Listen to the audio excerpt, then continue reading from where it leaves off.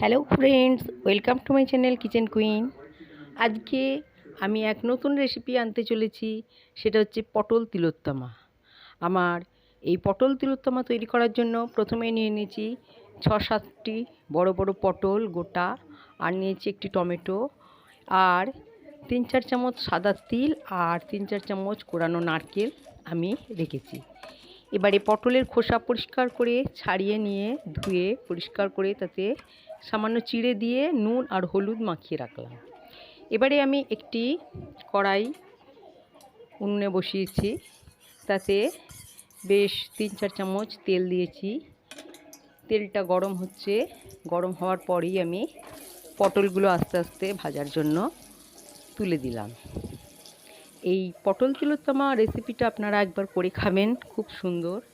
আমি পটল ভাজতে দিয়ে দিলাম। এবারে শিলে আমি 3-4 চামচ সাদা তিল বেটে নিচ্ছি। এটা আপনারা পারলে মিক্সিতেও বাটতে পারেন, কিন্তু আমি এটা শিলেতেই এখন বেটে নিচ্ছি।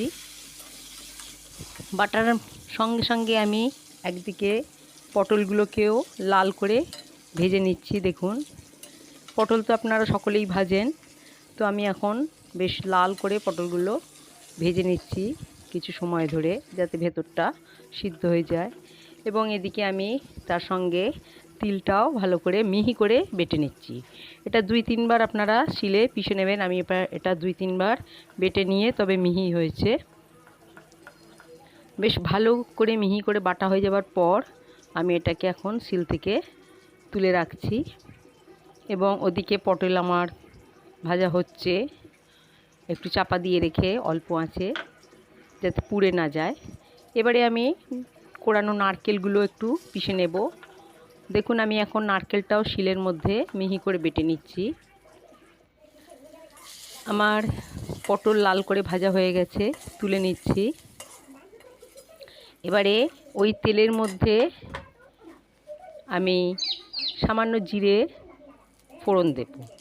পটল ভাজা তুলে নেওয়ার পর আমি 1/2 চামচ জিরে আর কেটে রাখা টমেটোগুলো তুলে দিলাম।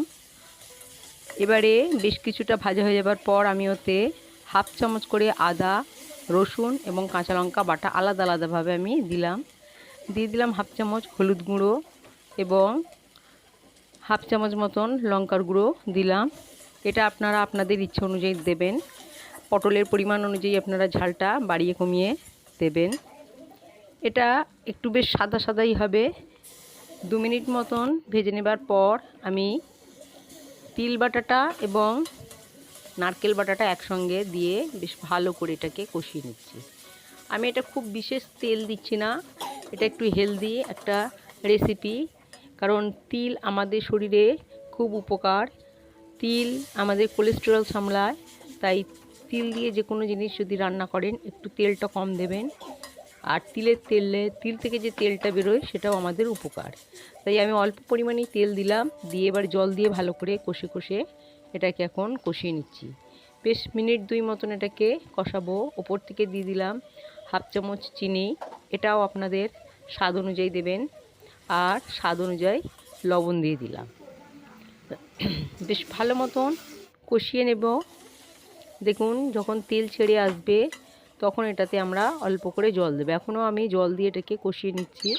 এবারে যেহেতু ভাজা পটল, তাই এর মধ্যে প্রচুর তেল রয়েছে, তাই আমি কিন্তু প্রথম থেকেই তেলটা অল্প করেই আমি কষিয়েছি। এবার কষা মশলার মধ্যে আমি তেলটা পটলগুলো ছেড়ে দিয়েছি এবং মিনিট 2 নাড়াচাড়ার পর আমি সার্ভিং প্লেটে এটা সার্ভ করবার জন্য তুলে নিলাম। দেখুন কত সুন্দর লাগছে। আমি গার্নিশিংয়ের জন্য ওপর থেকে নারকেল এবং টমেটো দিয়ে সুন্দর করে সাজিয়ে নিচ্ছি। পারলে তিলও দেবেন।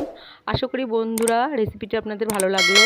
নতুন বন্ধুরা অবশ্যই আমার চ্যানেল সাবস্ক্রাইব করবে এবং লাইক, শেয়ার ও কমেন্টের মাধ্যমে আমাকে জানাতে ভুলবে না কিন্তু।